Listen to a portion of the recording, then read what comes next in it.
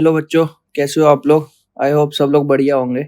तो आज हम लोग सबसे इम्पोर्टेंट टॉपिक पढ़ने वाले हैं, वो है प्रिंसिपल कंपोनेंट एनालिसिस। ठीक है, तो पीसीए क्या है? एक टेक्निक है। ठीक है, it is a technique that can be use to simplify a data set. ठीक है, जैसे आपको डेटा सेट कुछ गिवन है। ठीक है, मान लो आपको कुछ, जैसे मान लो ये मेरा कोई डेटा सेट है। ठीक है, डेटा सेट में क्या होगा? रोज और कॉलम्स होंगे, राइट। ठीक है,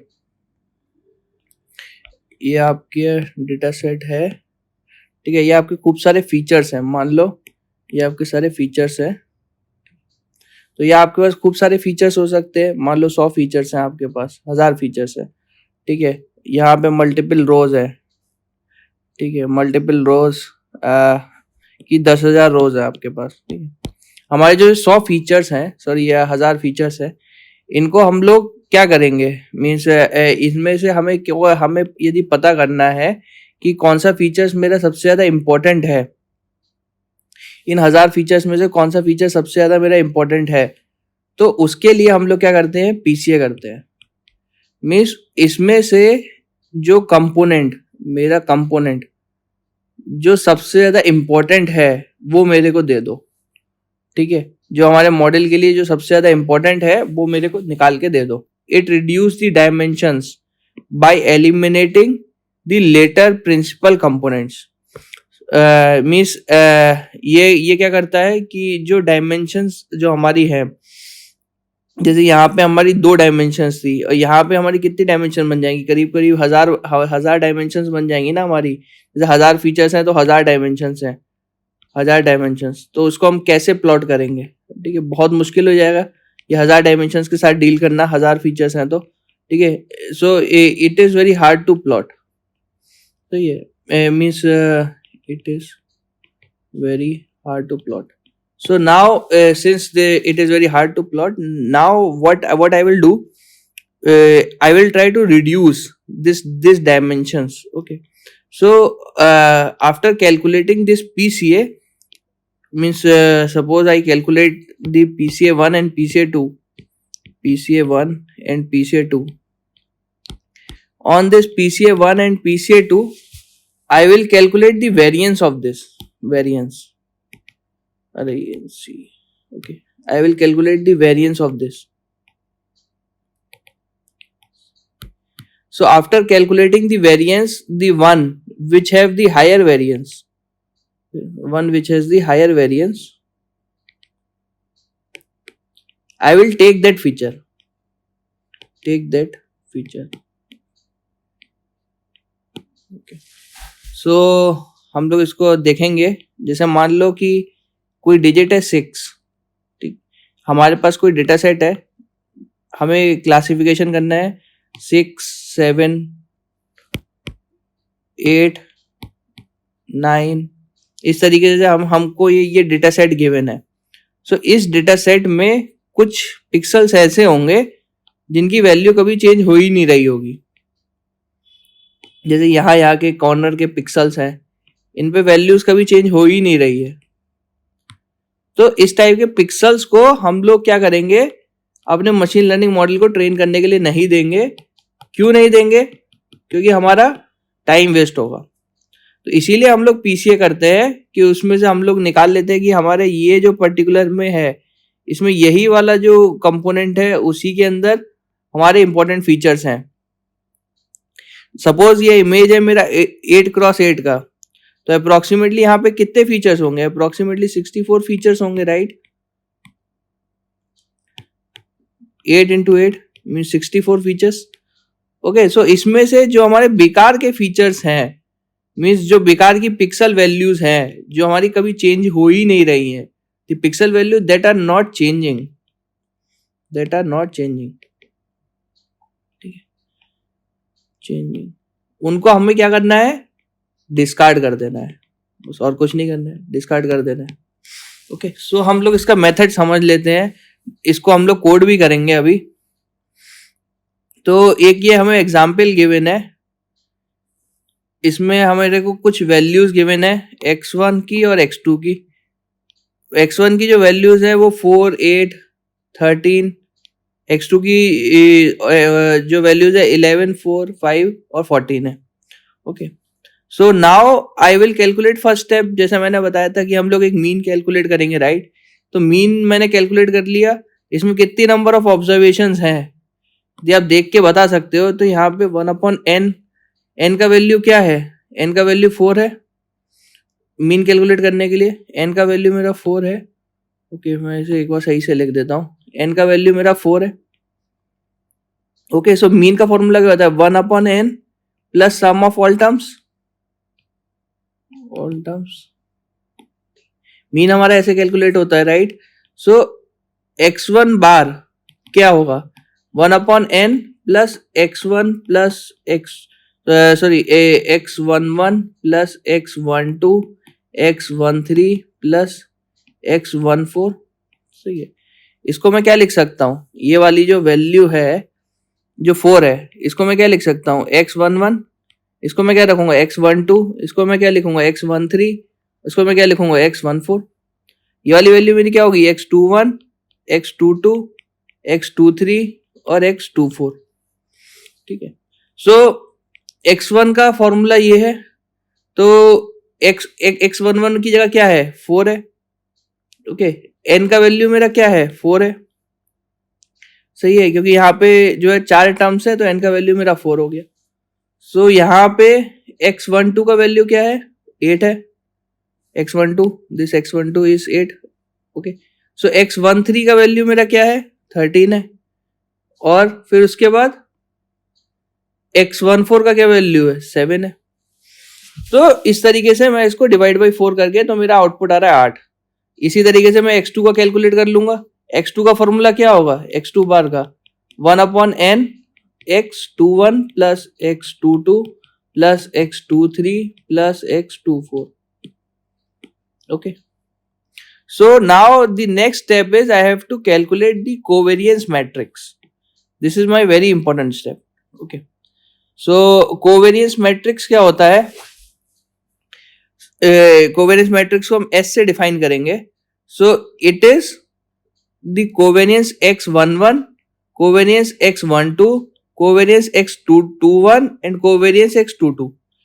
Okay. So now the covariance formula for this is 1/n minus 1 plus not plus with a dot here, or you can say it is multiplication. Okay, into multiplication k equals to 1 to n and x1k minus x1 bar. So x1 bar is nothing what? Mean. Okay, so and now x1k again minus x1 bar.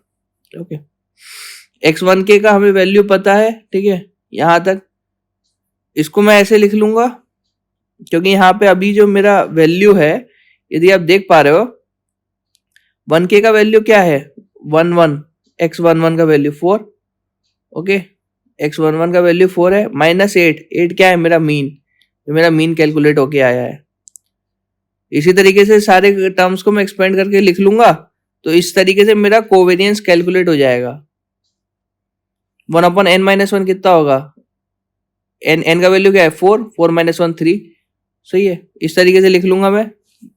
ऐसे ही मैं x12 covariance calculate कर लूंगा. उसका value क्या होगा? 1/n minus 1 k equals to 1 से लेके n x1k minus x1 bar into x2k minus x2 bar. Okay, so now I will try to put this x1k and x2k here. Okay, so what is the value of x11? x11 is what? 4. Okay, minus bar 8. And in a similar fashion you can calculate other also, but now x21 का वैल्यू क्या है? x21 का जो value है वो है x21 का वैल्यू है 11 माइनस x2 बार का वैल्यू क्या आ रहा है मेरा? 8.5. यहां तक मेरी इस टर्म्स को मैं एक्सपेंड कर लूंगा तो यहां तक मुझे नहीं लगता किसी को कोई दिक्कत होनी चाहिए। तो मेरा जो कोवेरियंस ऑफ x1 x2 जो आ रहा है वो मेरा -11 आ रहा है। ओके, वो मेरा -11 आ रहा है। जो मेरा कोवेरियंस x21 है वो इक्वल होगा x12 के।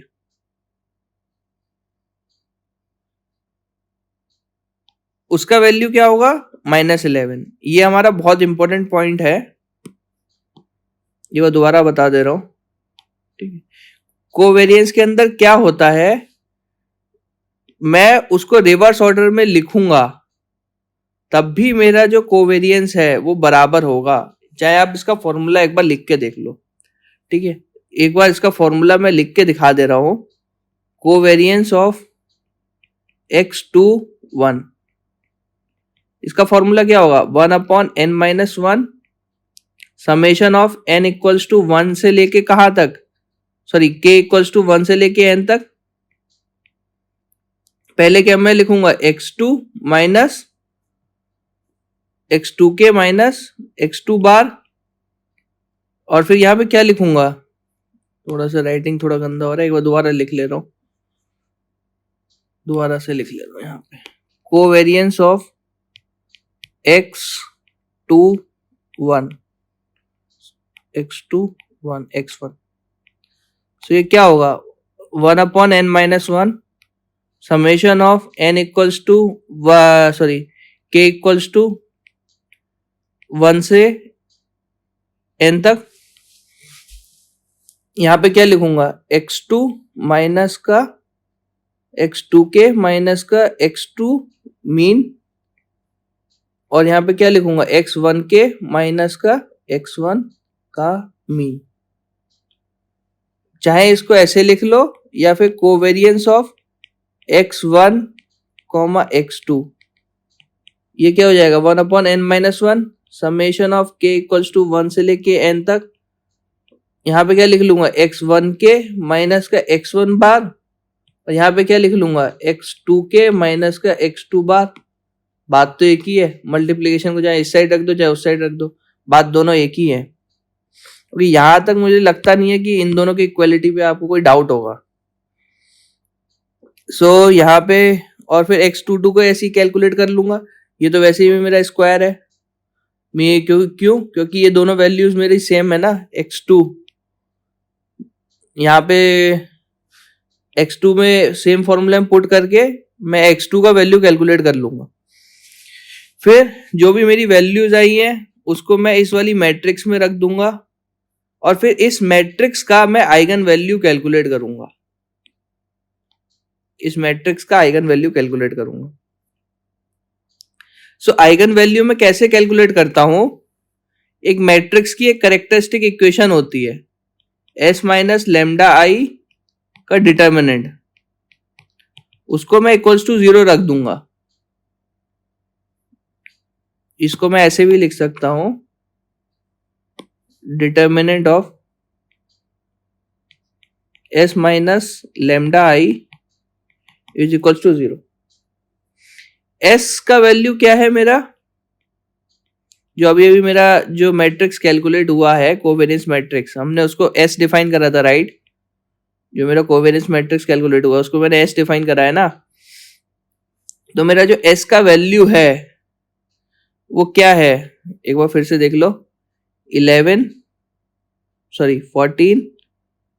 -11 एंड 23, जो हमारा ये कैलकुलेट होके आ रहा है s। ठीक है, सो यहाँ पे जो s का वैल्यू है उसको मेरे को क्या लेना है? इसका डिटर्मिनेंट लेना है पूरे का, with minus lambda I. Okay, so s is like 14 -11 23 minus lambda, and what is my I? What is my I? My I is 1001. Okay, so now I will multiply it with lambda. This will be what? Lambda 0 0. This is 14 minus 11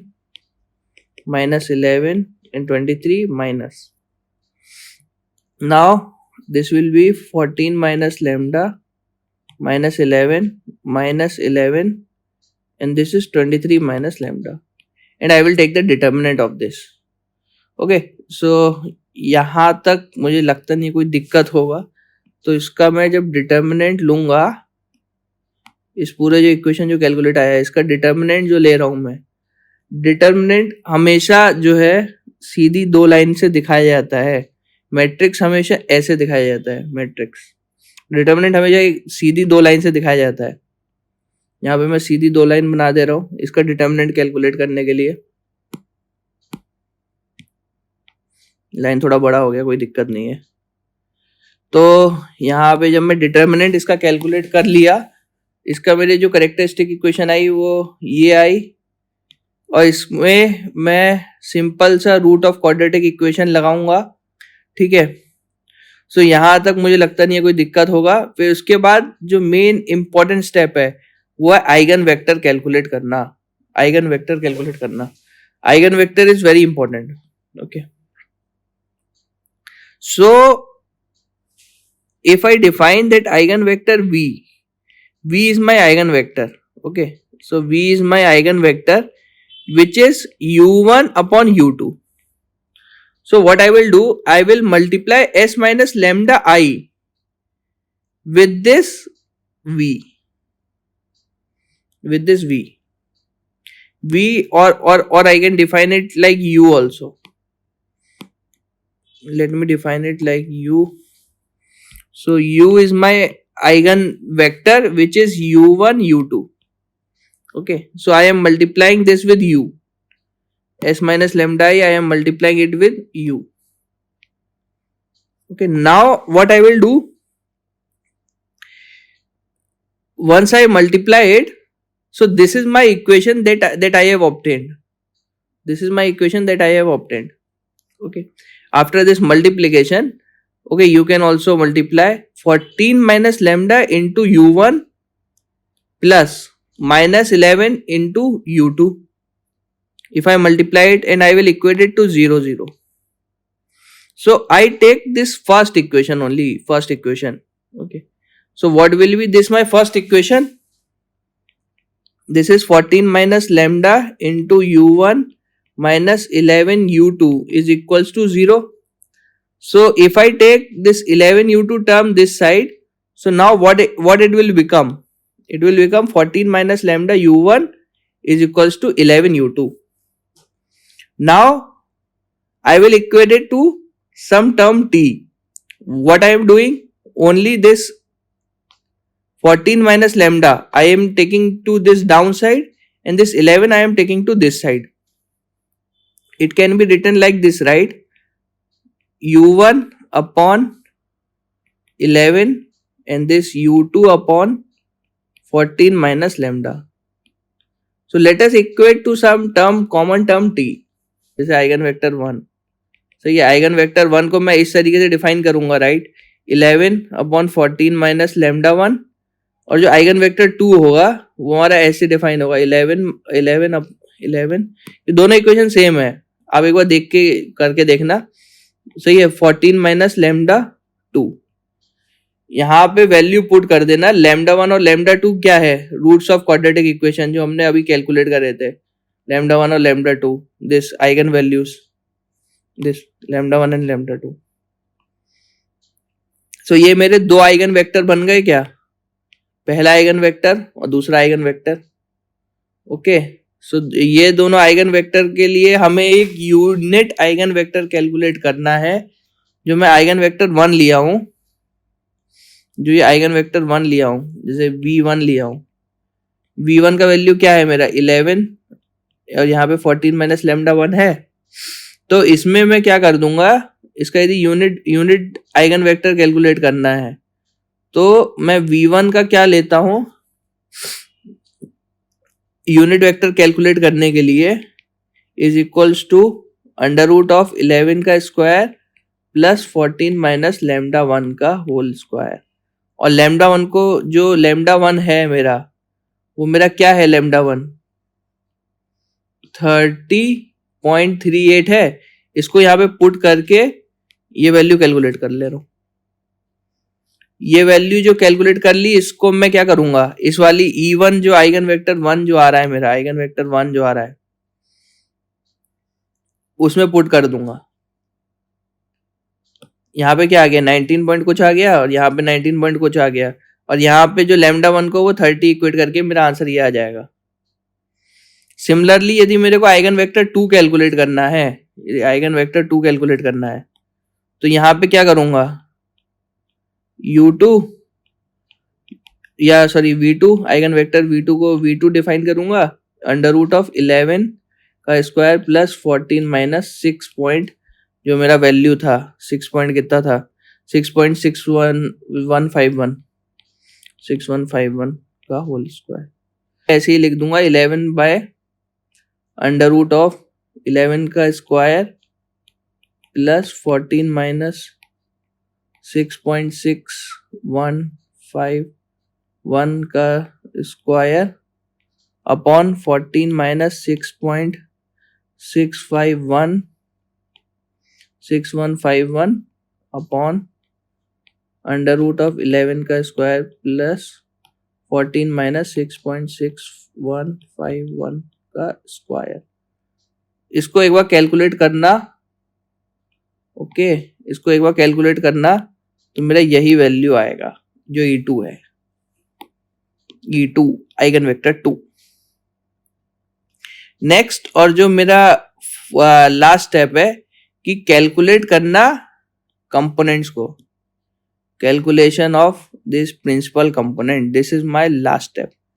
इसमें क्या करूंगा मैं, जो मेरा E1 आया है, ये जो E1 है मेरा, ये E1, ये मेरा E1 है, E1 इंटू एक्स, E1 का वैल्यू एक बार मैं कॉपी करके यहाँ पे कोने में लिख ले रहा हूँ।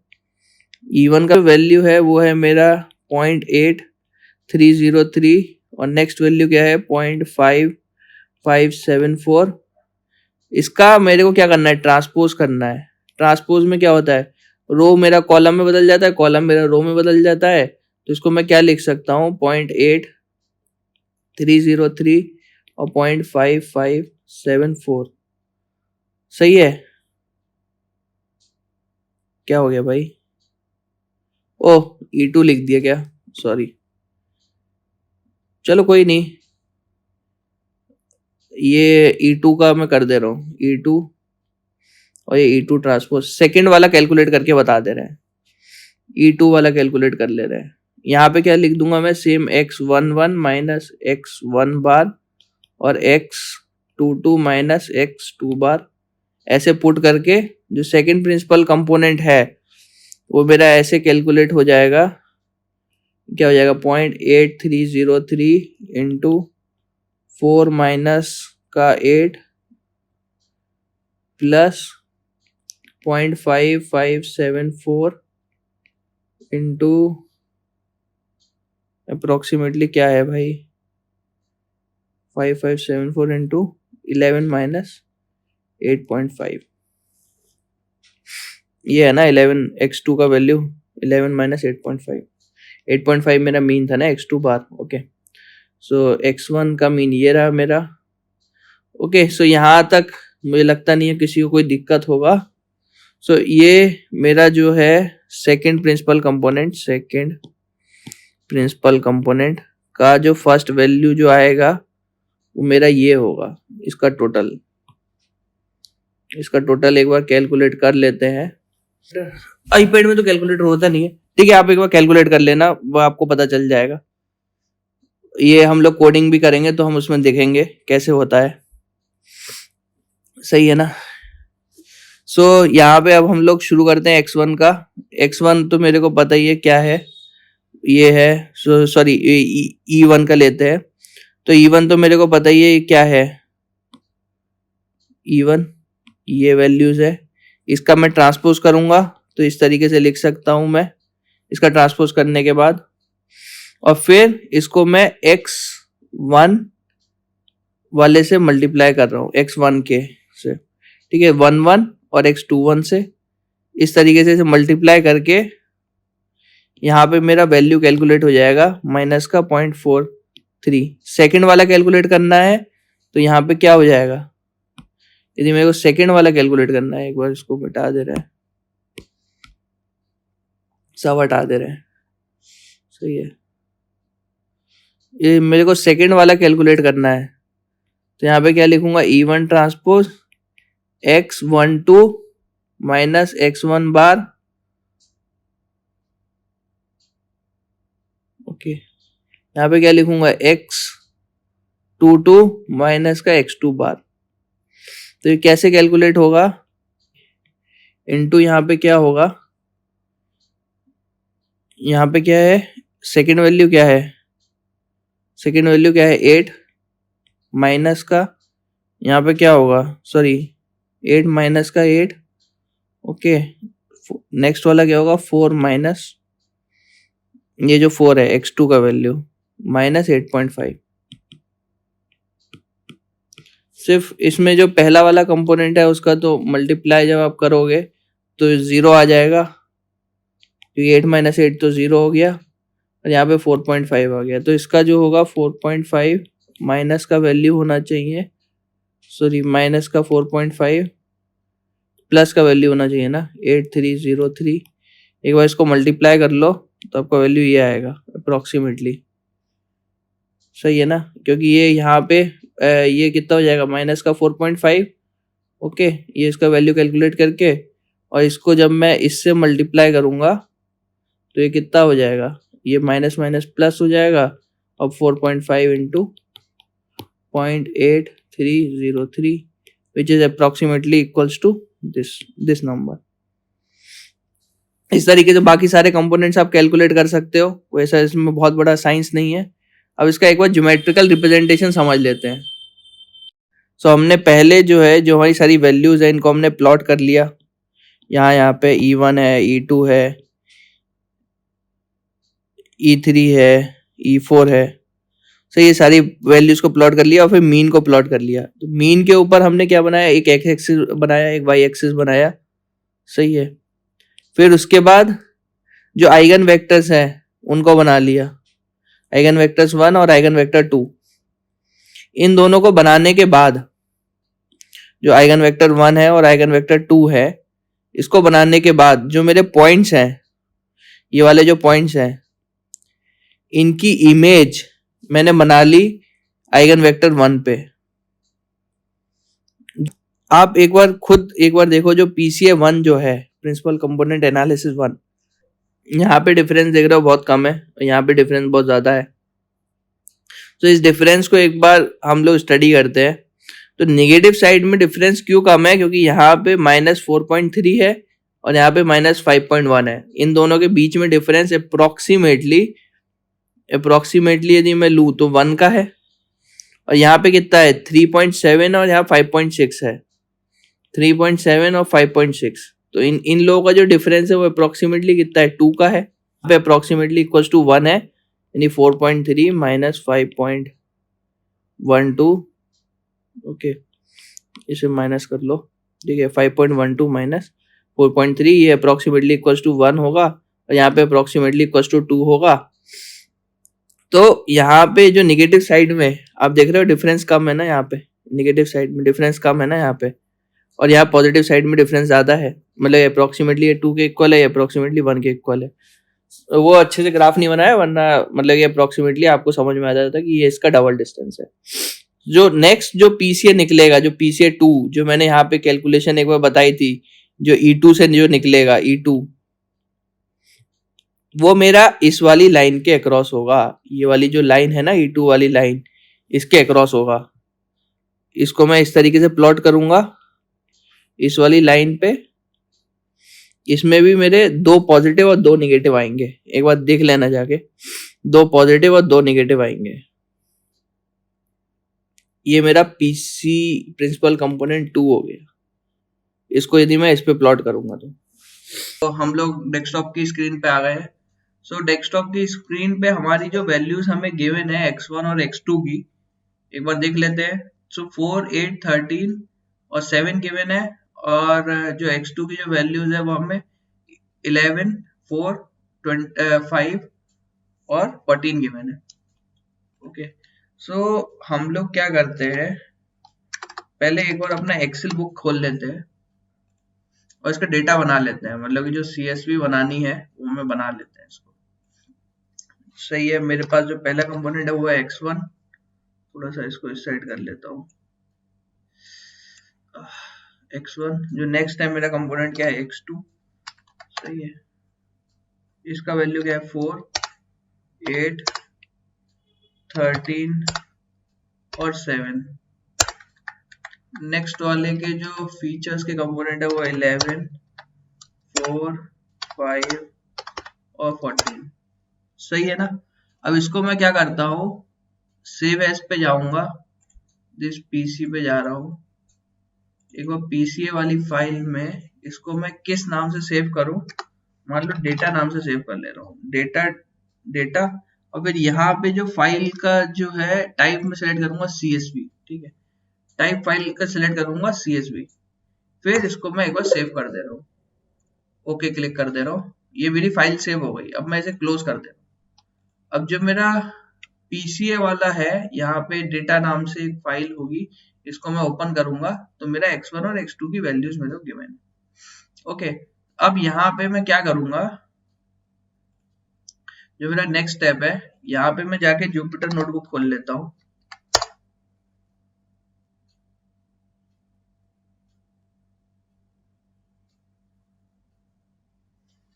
और जुपिटर नोटबुक खोलने के बाद एक यहाँ पे एक नया नोटबुक बना लेता हूँ, न्यू पे क्लिक करके, IPY कर्नल पे क्लिक करके एक न्यू नोटबुक बना लेता हूँ। इसका मैं नाम दे देता हूँ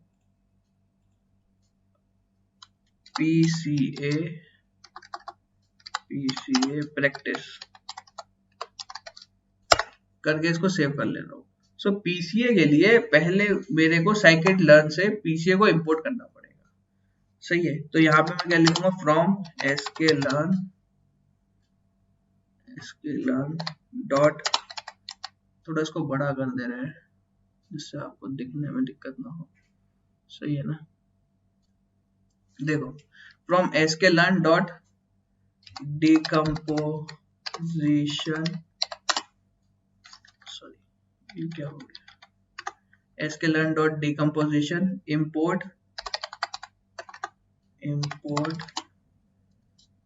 PCA in capital,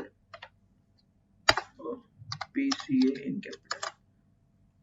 okay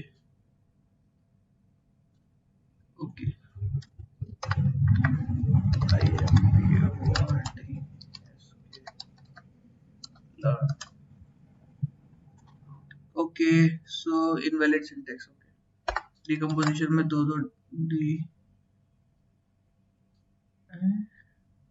O from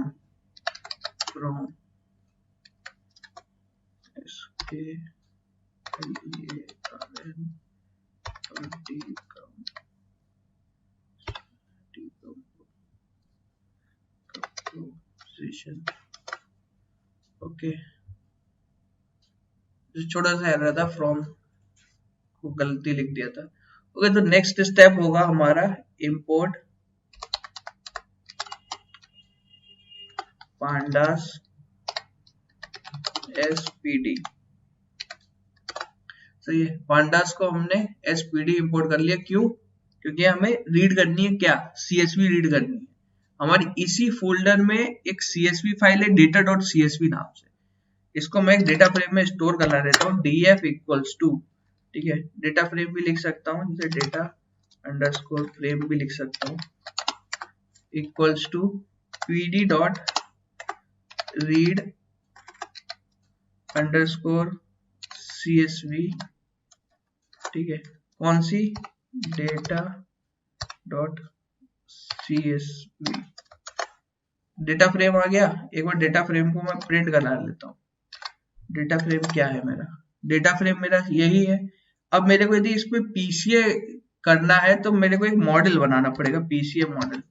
PC underscore model लिख ले रहा हूँ। ठीक है, आप इसे कुछ भी लिख सकते हो। एक मॉडल बना लेता हूँ और इसमें मैं डिफाइन कर लेता हूँ कि मेरे को कितने प्रिंसिपल कंपोनेंट्स चाहिए। ठीक है, कितने चाहिए, एन अंडरस्कोर कंपोनेंट्स लिखूंगा।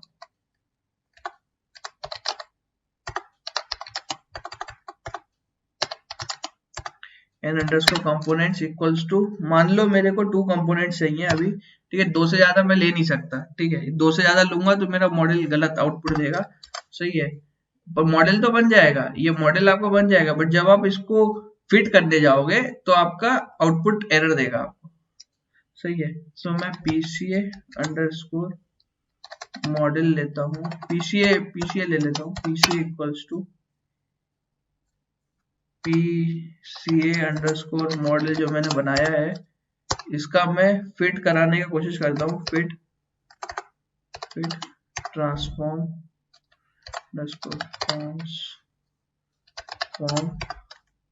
फिट ट्रांसफॉर्म, इसमें क्या फिट कराने की कोशिश करता हूँ, जो डेटा फ्रेम है, डेटा फ्रेम एक बार इसको फिट कराता हूँ। फिर एक बार पीसीए जो मेरे प्रिंसिपल कंपोनेंट्स है उनको प्रिंट करा लेता हूँ। ये मेरे जो पीसीए आए हैं, आप एक बार खुद देख लो कि ये पीसीए क्या मेरे जो वैल्यूज हैं उसके सिमिलर है क्या। देखता हूँ सही है, -4.3 -4.3 ओके, 518 ऐसे करके अप्रोक्सीमेटली, +3.7 +3.7, नेक्स्ट है क्या है 5.6 5.69, सेम ही है अप्रोक्सीमेटली। ये कितना है -5.1, यहाँ पे भी 5.1237, सेम वैल्यूज आ रहे हैं, बिल्कुल सेम ही स्टेप है आपका पीसीए को कैलकुलेट करने का। सही है, अब हम लोग जो नेक्स्ट जो चीज पढ़ेंगे इसके डिजिट डेटा सेट पे इम्प्लीमेंट करना।